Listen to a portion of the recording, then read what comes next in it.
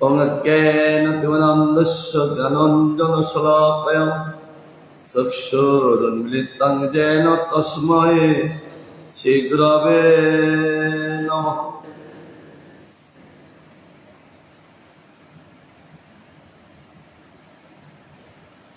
চিন গৌর কথা মর গৌর দয়ং পিন গৌর পদং তিন গৌর মতি অট গৌরাঙ্গ তটং রত গৌর গুণ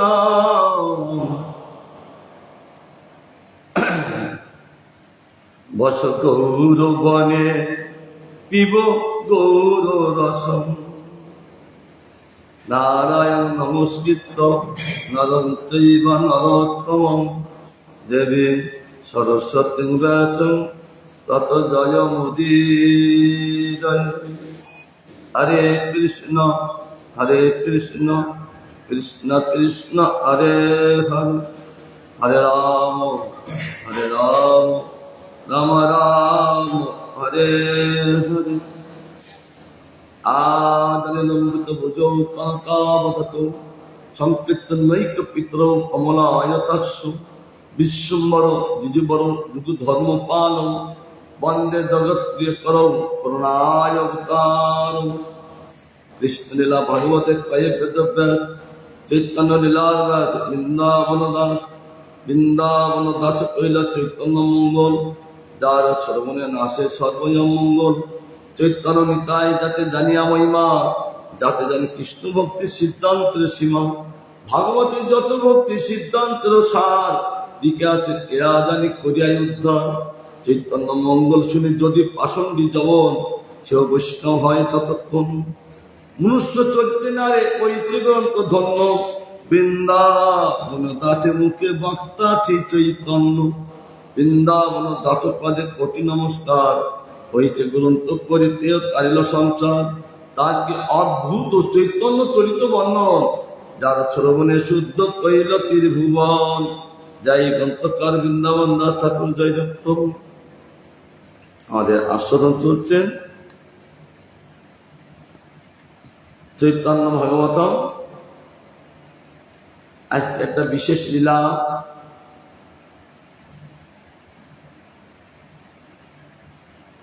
রাখি পূর্ণিমা, বলদেব পূর্ণিমা, আবার ধরুন যাত্রা সমাপন। এই পূর্ণিমার দিনে সপ্তম গর্ভে দেবকী সপ্তম গর্ভে এই বলদেবের আবির্ভাব। কিন্তু তিনি রোহিণীর নিত্যপুত্র, তার জন্য ভগবান ইচ্ছায় যোগমায়া আকর্ষণ করে তিনি রোহিণী গর্ভে দিলেন। তাই জন্য গোকুলে তার আবির্ভাব। কিন্তু বাসুদেব ভগবান তিনি আবির্ভাব এর মথুরায়। আমরা সেটা দুপুরবেলায় আমরা আস্বাদন করব। গুরুতত্ত্ব, বলদেব তত্ত্ব, কি না সেবা করেননি, তিনি সব সেবা করতে এসেছেন গোবিন্দের। আমরা সেটা দুপুরবেলা আস্বাদন করব। সেটা গুরু মহারাজ সুসিদ্ধান্ত করে তিনি তুলে ধরেছেন, ভাগবতের সুসিদ্ধান্ত কথা। আমরা সেটা আস্বাদন করব। এখন আমরা আস্বাদন করছি চৈতন্য ভাগবতম, যে ব্রহ্মা আদি দেবগণ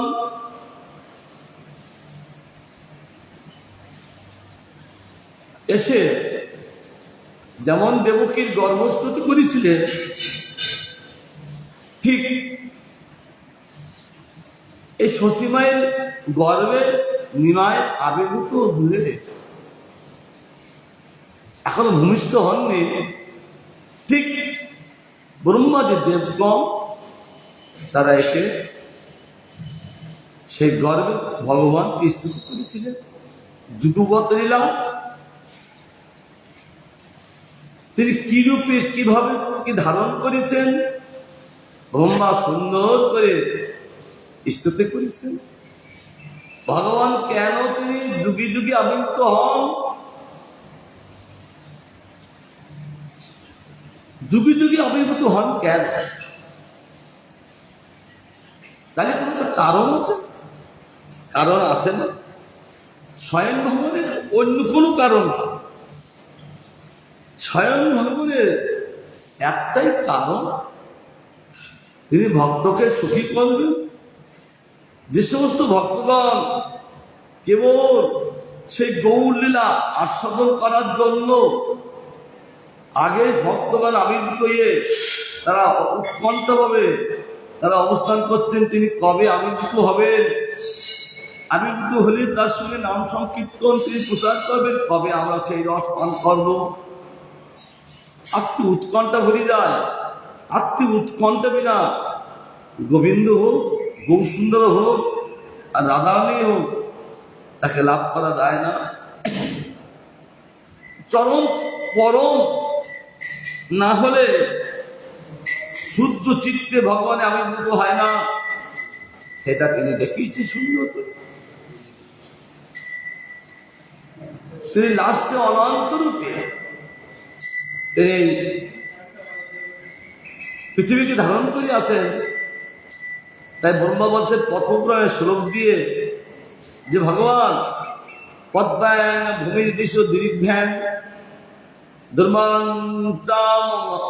মঙ্গলাং দিভ বৌধৎ সাধ্যতে রাজন কৃষ্ণ ভক্তস্ব নিদ্রিত। ভগবান এই হরি সংকীর্তনে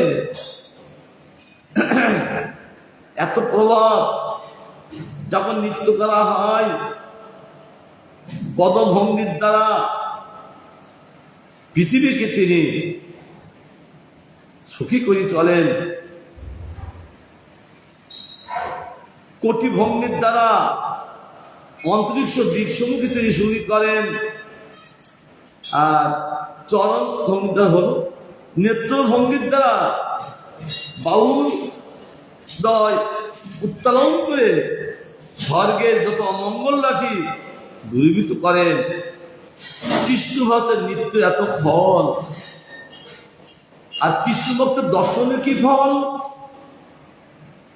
কৃষ্ণ ভক্তের নৃত্যের যদি এত বলায়, তাহলে কৃষ্ণ ভক্তের দর্শন কি ফল? সেটা ভাগবত গান করেছে সপ্তম স্কন্ধে, যে প্রহ্লাদকে যখন পর্বত থেকে সমুদ্রে ফেলে দিলেন, এরা হরিভক্তি সুতোদায় বলছেন অক্ষণ ফলন তাদিশ দর্শনহি তন ফলন তাদিশ গাত্রসঙ্গ জীব ফলন তাদিশ গুণগুত্তহি সুদুর্লভা ভাগবতী মুখে। এটা যখন তিনি পর্বত থেকে যখন ফেলে দিলেন, কিন্তু সমুদ্র তাকে মারবেন কে? কৃষ্ণ ভক্ত কে মারতে পারে? সমুদ্র মূর্তিমান হয়ে প্রহ্লাদকে ফেলতেন, তিনি মূর্তিমান হয়ে তিনি কোলে তুলে নিলেন। আহা, ভগবান ভক্তকে কে মারতে পারেন? তার জন্য ভগবান অন্তর প্রেরণা করলেন, সমুদ্র তোমাকে নিক্ষেপ করতেন, কত তোমার সৌভাগ্য, এহেন ভক্তকে তুমি করে করে নিয়ে তোমার যে হরিভক্তি প্রকাশ দেখাও। ভগবানের ইচ্ছায় সমুদ্র মূর্তিমান হয়ে তিনি সে করে করে নিলেন। তাই তিনি উচ্চ কণ্ঠে গান করেছিলেন। এই কৃষ্ণ ভক্ত দর্শনের দ্বারা এটা চক্ষুর ফল হয়, তার গাত্র সঙ্গের দ্বারা এ দেহের ফল হয়, আর জিহ্বার কীর্তনের দ্বারা জিহ্বার ফল হয়। তবে এহেন ব্যক্তির দর্শন অতি দুর্লভ। এটা নারদ মুনি হরিভক্তি সুদূরদয়ে তিনি সমুদ্রের স্তুতিগুলো তিনি তুলে ধরেছেন। এখানে ব্রহ্মাদি দেবগণ সেই গৌসুন্দরে তিনি লীলা কীর্তন করতে লাগেন। সে পূর্ব আপনে তুমি সাক্ষাৎ হইয়া করিয়া কীর্তন করে ভক্ত গোষ্ঠী লইয়া, এ ভগবান আমি সাক্ষাৎ হইয়া এই ভক্ত গোষ্ঠীর সঙ্গে তুমি হরিকীর্তন আসো। এ মহিমা প্রভু বন্যিমার কার শক্তি? তুমি বিলাইবা বেদ গোপ্য বিষ্ণু ভক্তি, এটা কারোর শক্তি না, একমাত্র ভগবান নিজের শক্তির দ্বারা নিজের বেদে যে গোপনীয় আছেন, যে কখনো প্রকাশ করেননি, সেই বস্তু এই জগতে তুমি সকলকে বিষ্ণু ভক্তি দিয়া জীবজাতিকে ধন্য করবে, তার জন্য এটা কে বর্ণনা করতে পারে? মুক্তি দিয়া যে ভক্তি রাখহ গপ্প করি, আমি সব যে নিমিত্তে অভিলাষ করি। জগতের প্রভু তুমি দিবা হেন ধন, তোমার কারণ সবে এহার কারণ, যে তুমি তোমার ধন এই জগতে যে দেবে, কারণ তোমার করুণা। তাই বলেছেন আমাদের এই গ্রন্থকার, করুণায় অবতারণ। আজ তিনি করুণা করে তিনি জীবজাতিকে কৃষ্ণ প্রেম দেওয়ার জন্য তিনি অবতীর্ণ হবেন। যে তোমার নামে প্রভু সর্বযজ্ঞ পূর্ণ, সে তুমি হইলা নবদ্বীপে অবতীর্ণ। তোমার নাম উচ্চারণ করলে জগতে যত যজ্ঞ আছে সব যজ্ঞের ফল পূর্ণ হইয়া, আর তুমি সাক্ষাৎ ভাবে আর নবদ্বীপ কৃপা করে কর প্রভু হইয়া সদাই, যেন আমার সবার দেখিতে ভাগ্য হয়। পরম আক্ষেপ করলেন, প্রভু এটা যেন আমরাও দেখতে পাই এই লীলা, সেই ভাগ্য যেন আমাদের হয়।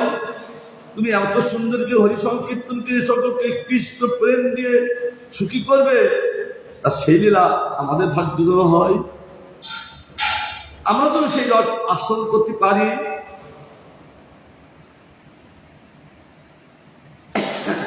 একদিনে গঙ্গার পুরিল মনোরথ, তুমি কি ক্রীড়া করিবা যে চির অভিমত, যে তোমাদের যোগেশ্বর সবে দেখে ধ্যানে, সে তুমি বিদিত হইবে এই নবদ্বীপ গ্রামে। কেবল যোগেশ্বর যোগীগণ হাজার হাজার বৎসর তপস্যা করে তারা ধ্যান করিয়ে দেখে, তারা সাক্ষাৎ দর্শন করতে পারেন না। আর তুমি এই কলিযুগে এই নবদ্বীপে সকলে বিদিত হইবে, সকলে তোমার দেখবে, কি আনন্দের কথা প্রভু। নবদ্বীপ পুতিও থাকুক নমস্কার। কারণ নবদ্বীপের কি ভাগ্য, এই ভক্তদের কি ভাগ্য, তারা সেই ভগবানের সঙ্গে কেবল নৃত্য করবে। আমি তাকে নমস্কার করে রাখছি। শচী জগন্নাথ গিরিয়ে যত অবতার, সে জগন্নাথ গিরি কোন অবতার? এই মতো ব্রহ্মাদি দেবতা প্রতিদিনে গুপ্তের ওই ঈশ্বরের করেন স্তবনে, এই মতো ব্রহ্মাদি দেবগণ তারা এত সুন্দর করে তারা স্তুতি গর্বিত করতে থাকে।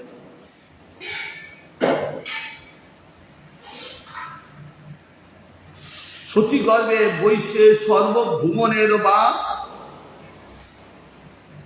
ফাল্গুনী পূর্ণিমা হইল প্রকাশ। সচির গর্বে যত সুমঙ্গল, যত ভুবন, এই সচিকে উপলক্ষ করে তা অবস্থান করছেন। তাহলে কত ধাম সেখানে, তার জন্য গৌস ধাম সর্ব ধাম স্বরূপ, এই গৌর, এই নবদ্বীপ সর্বদেবতা স্বরূপ, সর্ব অবতার স্বরূপ, সর্বতীর্থ স্বরূপ। এই নবদ্বীপ ধাম ব্রজধাম তদ্রূপ, ব্রজধামও তদ্রূপ। ব্রহ্মা বলতে লাগলেন, অনন্ত ব্রহ্মাণ্ডে যত আছে সুমঙ্গল, সেই পূর্ণিমায় আসি মিলেলে আসব। একটা দুটো ব্রহ্মাণ্ড না, অনন্ত কোটি ব্রহ্মাণ্ডের যত সুমঙ্গল ছিলেন সব ওই ফাল্গুনী পূর্ণিমা এসে তারা মিলন হলেন। সংকীর্তন সহিত প্রভুর অবতার, গরণের ছলে তা করেন প্রচার। কেন বহু সুন্দর দেখলেন, কলির জীব কেবল পাপী, হরিকীর্তন করে না, কিন্তু গ্রহণ চলে তারা করেন। তার জন্য তিনি গ্রহণকে আশ্রয় করলেন। আর কেন তারা হরিকীর্তন করবেন? ভগবান বহু সুন্দর তিনটি ধ্বনি দ্বারা তিনি আবির্ভূত হলেন। এক হরিধ্বনি, একটা শঙ্খ বেদের ধ্বনি, আর মায়েদের যে উলুধ্বনি, জয়ধ্বনি, এই তিনটে ধ্বনির থেকে আমার গৌর সুন্দর তিনি আবির্ভূত। তাই বলছেন, ঈশ্বরের কর্ম বুঝিবার শক্তি কায়, চন্দ্রে আচ্ছাদিল রাউ ঈশ্বর ইচ্ছায়। বাহ! কারণ চন্দ্রকে আশ্রয় করবে রাহু, কার ইচ্ছায়? সঙ্গে সঙ্গে দেখছেন ব্রহ্মা, ব্রহ্মার স্তুতি। ব্রহ্মা দেখেন, দেখি তিনি ব্রহ্মসংহিতা লিখেছেন, গোবিন্দের 27টি শ্লোক দিয়ে ব্রহ্মস্তুতি করেছেন। তিনি দেখেন, আমাদের শাস্ত্রে সব দেখেন তারা। দিব্য শরীকাল নিত্যকাল দেখেন। ওম তদ বিষ্ণু প্রমাণ পদাং সদা প্রশ্নতে সুর দিনবাস্তম। দিব্য শরীকাল দিব্য চক্ষু দিয়ে তারা নিরন্তর সে ভগবানকে দেখেন। আমাদের শাস্ত্রে এগুলো বিধান দিয়েছে। ব্রহ্মা দেখে তিনি স্তুতি করতে লাগলেন যে ভগবান, এই যে চন্দ্র আচ্ছাদবে রাহু, রাহুর কি ক্ষমতা আছে চন্দ্রকে আচ্ছাদিত করবে? এটা তোমার ইচ্ছায়, তোমার ইচ্ছায় ওই রাহু ওই আচ্ছাদিত করবে। সর্বনবদ্বীপে দেখে লোক গ্রহণ হইল, গ্রহণ উঠিল মঙ্গল ধ্বনি, হরি শ্রী হরি কীর্তন। নবদ্বীপে যত লোক দেখলেন আজ চন্দ্রগ্রহণ সন্ধ্যেবেলায়, আর তারা সঙ্গে সঙ্গে মঙ্গল ধ্বনি কি শ্রী হরি কীর্তন করতে লাগলেন। একটা দুটো লোক না, অনন্ত অর্বুদ লোক গঙ্গা স্নানে যায়, হরি বল বলি সবে ধাই। অর্বুদ লোক, একটা দুটো লোক না, অযুত অর্বুদ হাজারের উপরে এত লোক সেই গঙ্গায় যাচ্ছেন স্নান করতে। আর সকলের মুখে কেবল হরিকর কীর্তন ধ্বনি। হেন হরিধ্বনি হইল সর্বনদিয়ায়, ব্রহ্মাণ্ড প্রিয়া ধ্বনি স্থান নাই পায়। এমন ধ্বনি হচ্ছে সমস্ত নদিয়ায়। আর ধ্বনি তো শব্দব্রহ্ম, শব্দব্রহ্ম উঠতে উঠতে এই ব্রহ্মাণ্ড ভরে গিয়ে আর স্থান পাচ্ছে না, যে এত ধ্বনি করতে লাগলেন। অর্প শুনিয়া সব ভাগবতগণ সবে বলে নিরন্তর হৌগ্র। মা ভাগবতগণ যারা আগেই আবির্ভূত এই অদ্বৈত পূর্ববাসী, তারা আর আরো ভক্তগণ তার আগে আবির্ভূত নবনীতে এসে অবস্থান করছে। আর এই হরিধ্বনি শুনে সেই মা ভাগবতগণ তারা বলতে লাগলেন, এই গ্রহণ প্রতিদিন হোক, কারণ তাহলে আমরা একটু হরিধ্বনি শুনতে পাবো। না হলে এরা কেউ হরিকীর্তন করে না, তার জন্য এই গ্রহণটা প্রতিদিন হোক। যেমন রাধারাধি সখীগণ এই গোবর্ধন কাটে, গোবর্ধন লীলায় সমস্ত রসের ভক্ত সেই গিরিরাজের তটে আসেন, গিরিরাজ তলায়, কিন্তু অপূর্ব যুগল মাধুরী তারা পান করতে লাগলেন। অতৃপ্তি অবস্থায় সখীগণ বলতে লাগলেন, এই গোবর্ধন লীলা সর্বদিন হোক, কারণ এখন কিছু বাধা নেই, মানা নেই, তার জন্য প্রতিদিন হোক। তাহলে আমরা প্রাণ ভরে এই গোবর্ধন লীলা রাধাগোবিন্দের যুগল রস আমরা নিত্য পান করতে পারবো। এখানে মা ভাগবতগণ তারাও বলতে লাগলেন যে এই গ্রহণটা প্রতিদিন হোক, তাহলে আমরা প্রতিদিন সবার মুখে এই হরি সংকীর্তন শুনতে পাবো। ভক্তদের ইচ্ছা, সবে বলে আজি বড় বাসিয়ে উল্লাস, হেন বুঝি কিরা কৃষ্ণ করিলা প্রকাশ।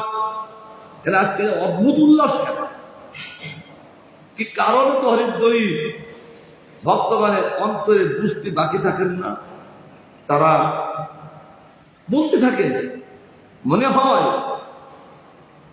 কৃষ্ণ প্রকাশ করেছে। গঙ্গে স্নানে চলিলাম, সকল ভক্তগণ নিরবধি চতুর্দিকে হরি সংকীর্তন। মা ভাগবতগণ তারা গঙ্গে স্নানে চলছে, আর দেখছি সবসময়ের জন্য সে হরি কীর্তন করতে লাগে। তারা চতুর্দিকে হরি সংকীর্তন, কেবা শিশু কেবা বৃদ্ধ নারী সজ্জন দুর্জন সবে হরি হরি বলে দেখিয়া গরম।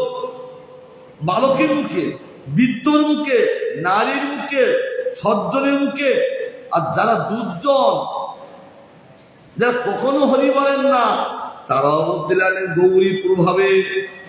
প্রত্যেকের জিহ্বা হরি কীর্তন করতে লাগলেন, কেবল গরম চলে, হরি বলো, হরি বলো।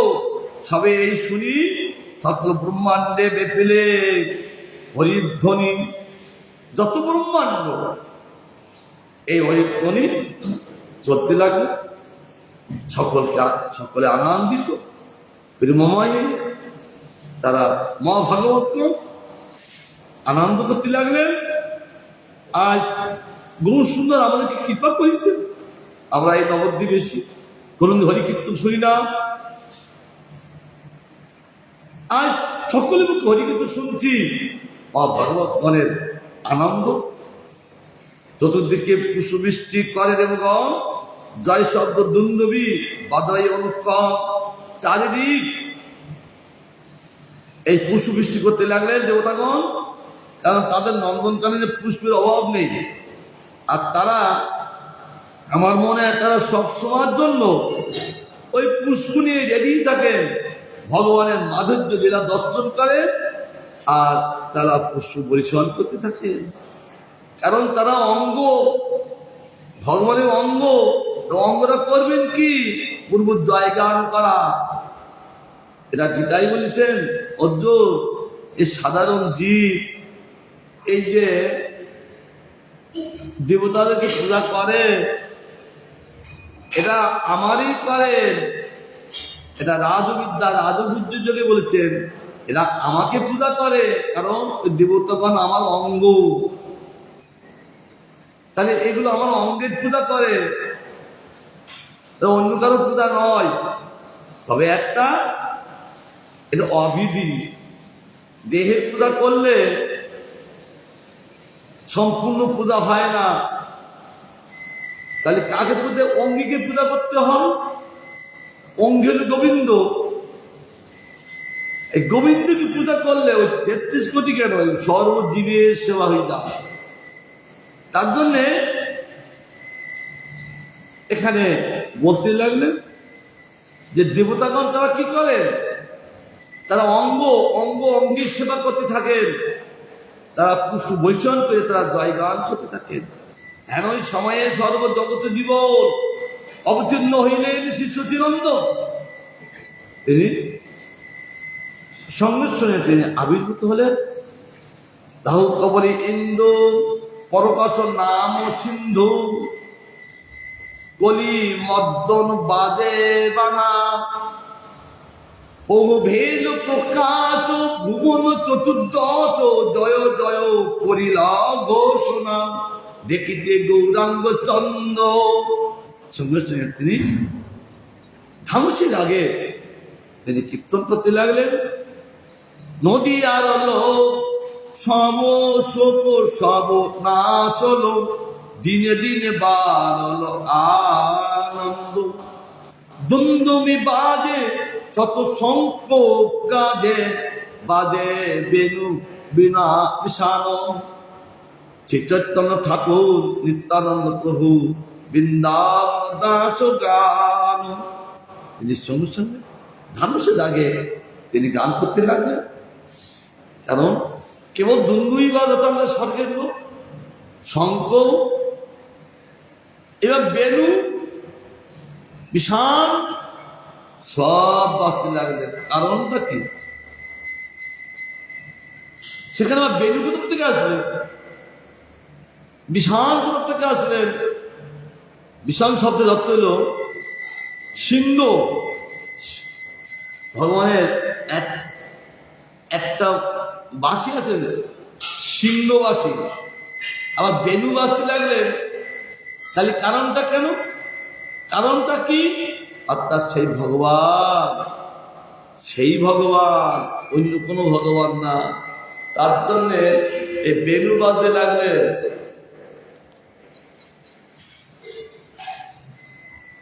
তার জন্যে বিশাল বাজতে লাগলেন।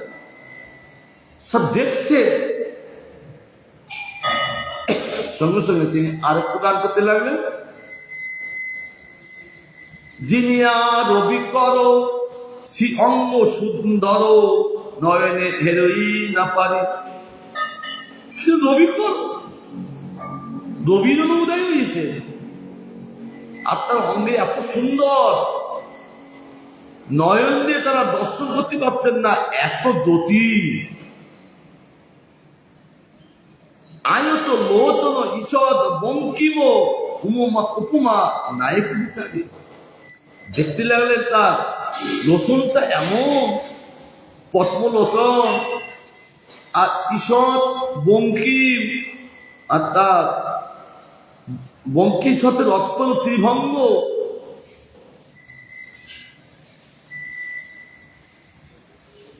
তার উপমা নায়িকা বিচারী, তার উপমা যে দেবেন তা কে বিচার করতে পারে? আদু বিজয়ে গৌরাঙ্গ অবনী মণ্ডলে, চৌদিকে শুনিয়া উল্লাস, এক হরিধ্বনি আবম্ব ভরি শুনি, গৌরাঙ্গ চাঁদের প্রকাশ। কেবল হরিধ্বনি আবরম্ব হরি, কেবল হরিধ্বনি গৌরাঙ্গ চাঁদের তারা হরিধ্বনি করতে লাগে। চন্দনে উজ্জ্বল বর্ষ পরিসর, দোলে প্রতি বনমাল, চাঁদ সুশীতল শ্রীমুখ মণ্ডল, আদন বাহু বিশাল, দেখিয়া চৈতন্য ভুবনে ধন্য ধন্য, অথয়ে জয় জয় নাথ। কেউ ধ্বনি আদান লম্বিত তিনি ধ্বনি বাহু, আর কেবল তিনি সব ভগবানকে ধন্য করতে লাগলেন। আর এই নাচ ধ্বনি উঠতে লাগলেন। কই নাচ হতো, কই গাও হতো, কলি হইল হরিষে বিষাদ। এই কলিযুগে তিনি আবির্ভূত হলেই কেউ নাচতে লাগলেন, কেউ গাইতে লাগলেন। আর কলি, এই কলিযুগে এই হরিনাম তো হতেন না।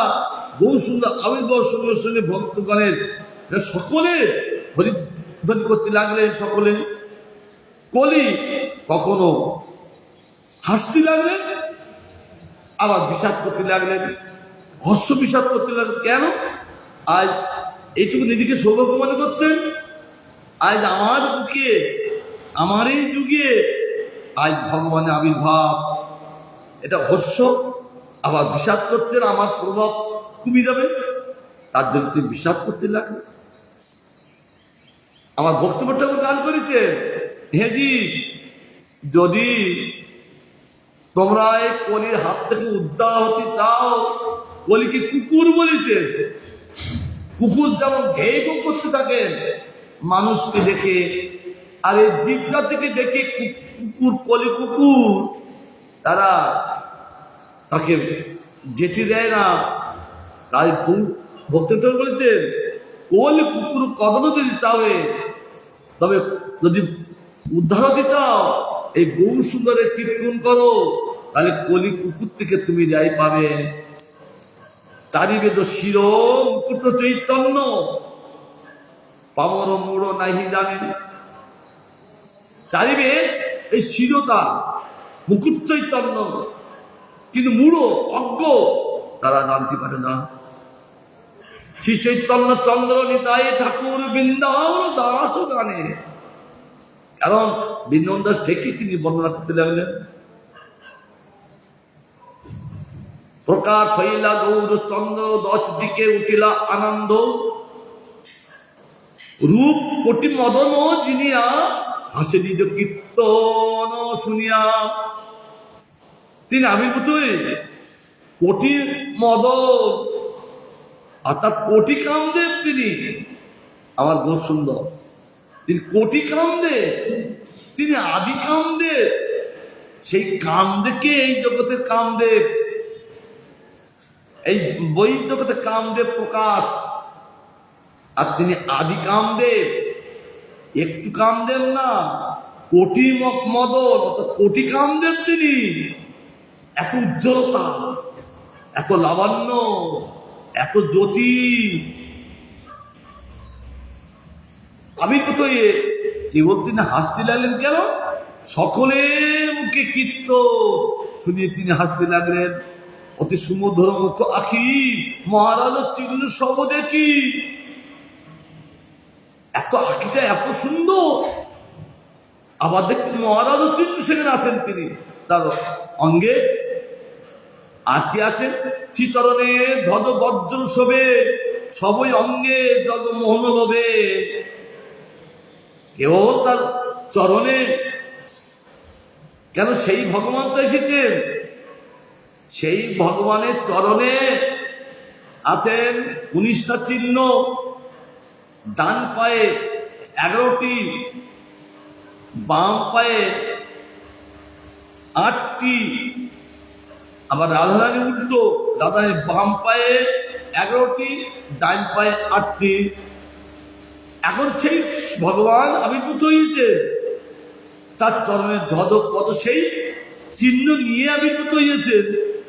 এরা এই পরবর্তীতে লীলায় দেখবেন আমার শশীমাতা জগন্নাথ মিশ্র, যে এই চরণের চিহ্ন এ কোথার থেকে আসছে, কি আমাদের ঘরে চলে বুঝতে পারে। আবার গৌর সুন্দর তিনি বুঝতে দেন না, কারণ যদি বুঝতে পারেন তাহলে তার লীলা হবে না।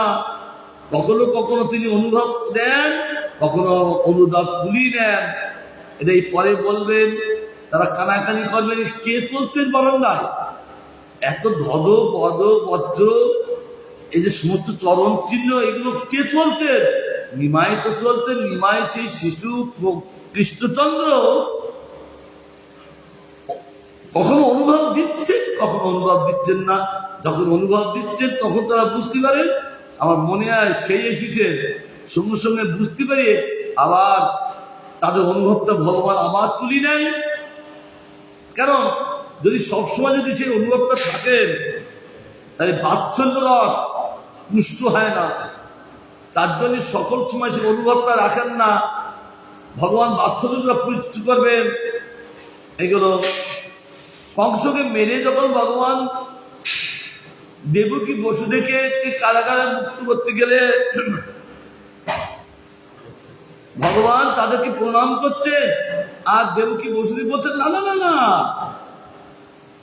তোমরা প্রণাম করবে না, তোমরা জগদীশ্বর।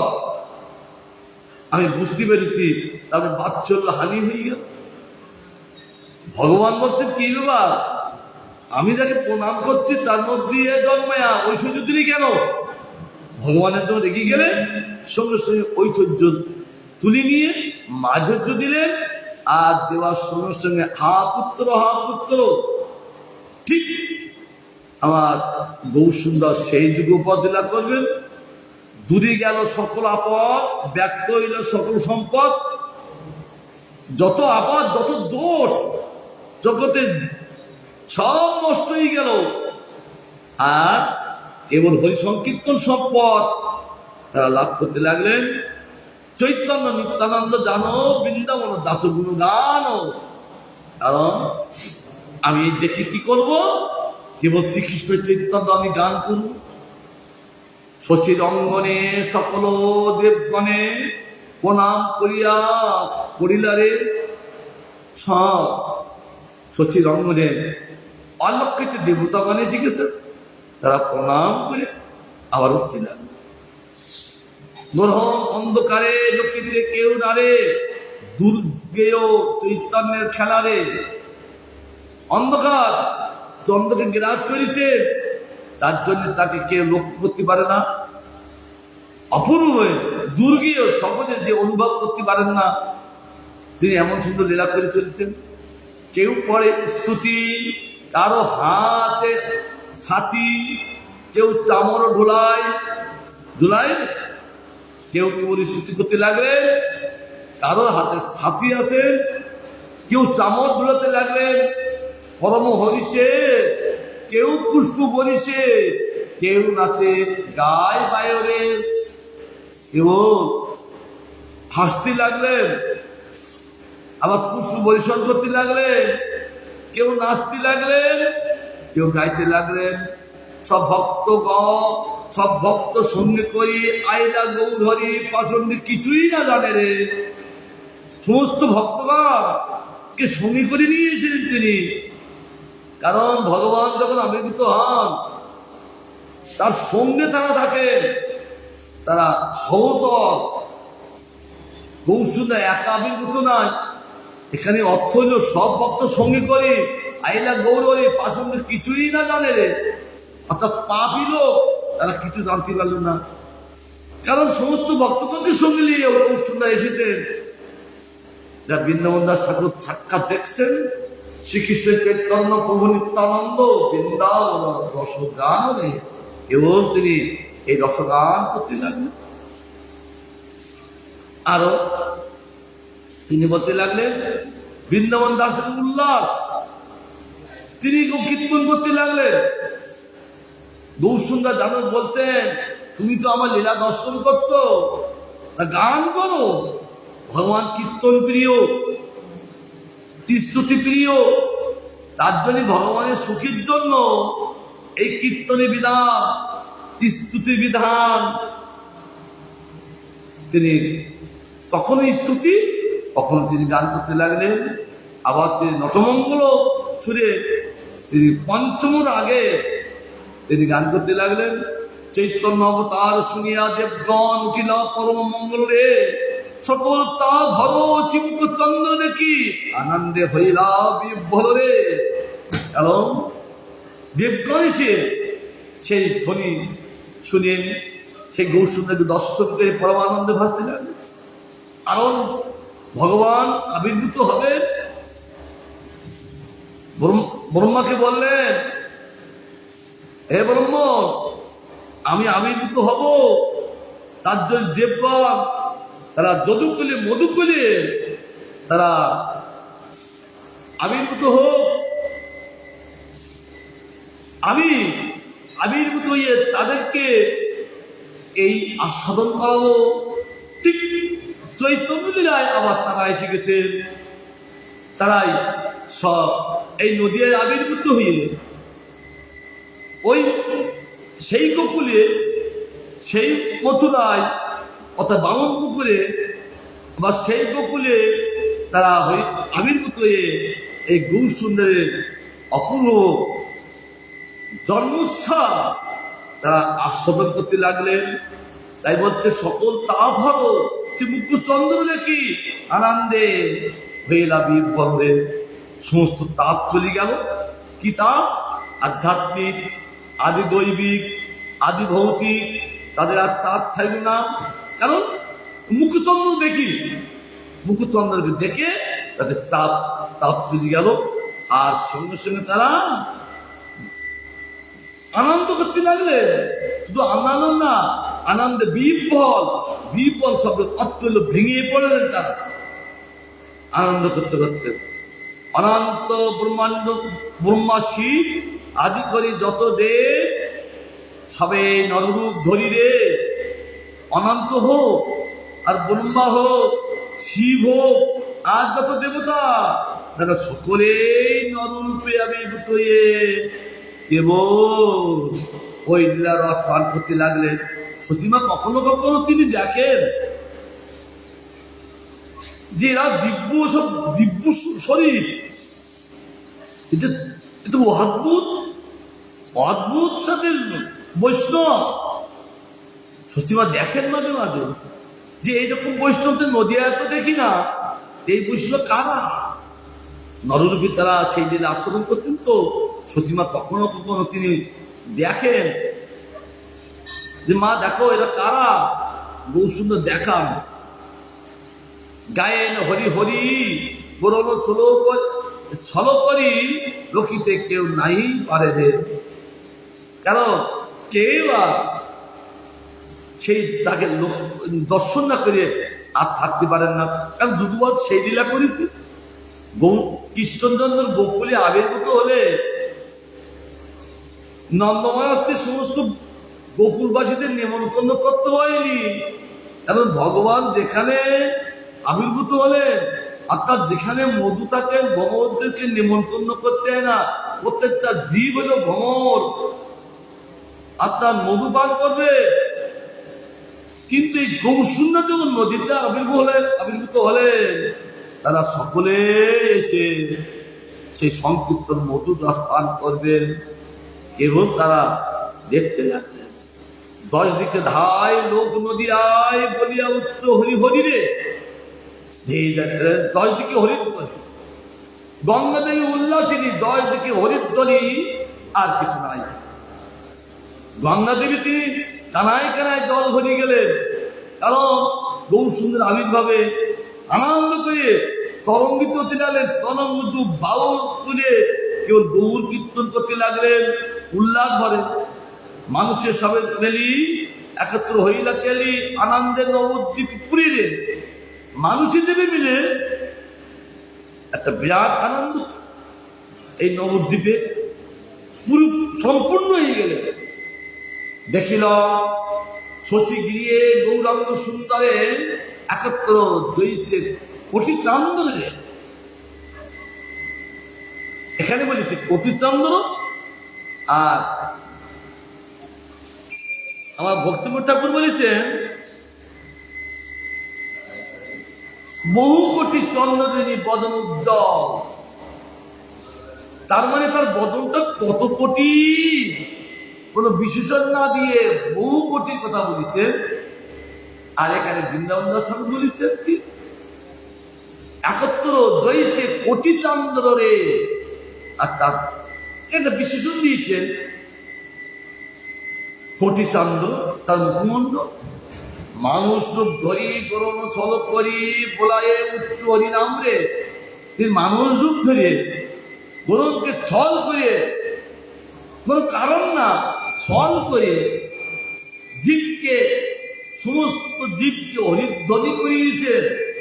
কারণ ভগবানের তো একটা ভগবত্তা, তার শক্তি থাকে। কারণ জীব তো পুতুল, জীব জাতি তার হরিকীর্তন করবেন কেমন করে? পুতুল পারে? পুতুল কখনো পারেন না। তাহলে পুতুলকে যে হরিকীর্তন করায়, নাচায়, গাওয়ায়, বলায়, তাহলে একজন শত্রুদার থাকে।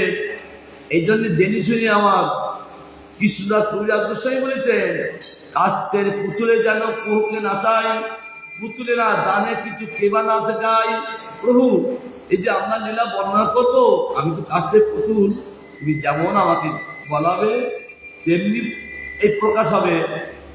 ঠিক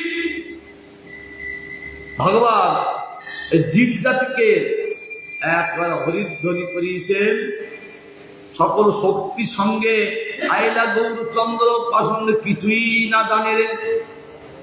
যখন শক্তি যত শক্তি আছে শক্তিকে নিয়ে এই গৌরসুন্দর আসলেন। গৌরসুন্দর যেমন কৃষ্ণচন্দ্র সব শক্তিকে নিয়ে এসছেন, আমার গৌরচন্দ্র তিনিও সেই শক্তিটিকে নিয়ে এসছেন। সেই শক্তি লীলা শক্তি, ভূশক্তি, শ্রীশক্তি, সম্বিত শক্তি, আনন্দ শক্তি, জ্ঞান শক্তি, সন্তোষী শক্তি। কারণ সেই ভগবান এসে গেছেন তো, ইনিও সকল শক্তিকে নিয়ে তিনি আবির্ভূত হলেন। কিন্তু এত শক্তি নিয়ে তিনি লীলা করে চলতে পাষণ্ডীগণ একটু জানতে পারছেন না। আক্ষেপ করছেন বৃন্দাবন দাস ঠাকুর যে তারা একটু দেখতে পেল না, তাদের কি দুর্ভাগ্য। শ্রীকৃষ্ণ চেতনানন্দ নিত্যানন্দ চাঁদ প্রভু জানো বৃন্দাবন দাস রসগান রে, এবং তিনি চৈতন্য নিত্যানন্দের গুণগান করতে লাগলেন, আর গুণগানের দ্বারা সেই রসগান করতে লাগলেন।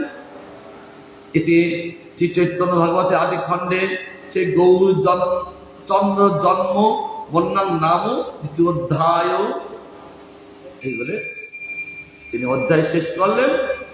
আর তার অধ্যায় বর্ণনা করতে করতে গ্রন্থকার ভাব রাজ্যে চলে যায়, আর বর্ণনা করতে পারেন না।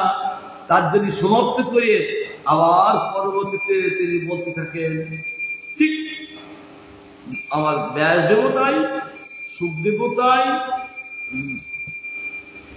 চৈতন্য চৈতন্য গ্রন্থকার কৃষ্ণদাস কবিদাস তাই, আর বৃন্দাবন দাসও তাই। ওই লীলা বর্ণনা করতে করতে ভাব রাজ্যে ঢুকে চলে যান। কেন বাসুদেব ঘোষ তিনি গৌর সুন্দর লীলা বর্ণনা করতে লাগলেন।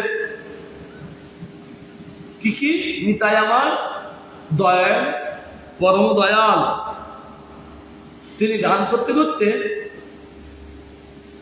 তিনি গান করতে লাগলেন। আর নিত্যানন্দ আর চৈতন্য মহাপ্রভু বলছেন, তুমি তো গান করছো এত মহত্ব, সঙ্গে সঙ্গে তাকে কিন্তু ডুবিয়ে দিলে, যে তুমি বাকি থাকবে কেন, তুই গান করছো এত সুন্দর, তুমি এই প্রেমে ডুবো, পাশু পশু খায় হাবু ডুবু। তিনিও ডুবতে লাগলেন। এই জন্য বৃন্দাবন ঠাকুর এই রস বর্ণনা করতে করতে তিনিও ওই রসগানে বুঝে গেলেন, কেবল কেবল গান করতে থাকলেন। এইগুলি সমাপ্ত করি। আবার বহু সুন্দর ইচ্ছে হলে আমরা আবার আস্বাদন করি। এই আস্বাদন করার জন্য সাধুসঙ্গ, আস্বাদন করার জন্য এই গুরু বালবাত্ম আশ্রয়, অন্য কিছু নয়। আমরা গুরু বৈষ্ণব অপার করুণায় আমরা এগুলো আস্বাদন করছি। যতদিন তিনি জগতে রাখেন আমরা যেন এই বস্তু আস্বাদন করি। তাছাড়া এই জগতে কোনো বস্তু আশ্চর্য নেই। এই লীলার আস্বাদন, বৃন্দাবন দর্শন সেই রস আস্বাদন করে চলেছে। আমাদেরও এই রস আস্বাদন। বাঞ্ছা কল্পতরুবর্ষ কৃপা সিন্ধু বেবচ পতিতানাং পাবনেভ্য বৈষ্ণবেভ্য নমো নমঃ। আবার মধ্যাহ্নকালে আমাদের আবার হরিকীর্তন আছেন। বলদেবের তত্ত্ব মহত্ব, যে বলদেব তিনি এই জগতে আবির্ভূত হয়ে কি না কার্য করছে, সব এই অনন্ত যে ব্রহ্মাণ্ড প্রকাশ করলেন সব বলদেব। কারণ লীলা পুরুষোত্তম ভগবান তিনি তো কিছু এইটা কাজ করেন না, তিনি কেবল শখ আঁকিয়ে দেন। আর কন্ট্রাক্টর স্বরূপে বলদেব তিনি তার কার্য করে প্রভু সুখী করতে থাকেন।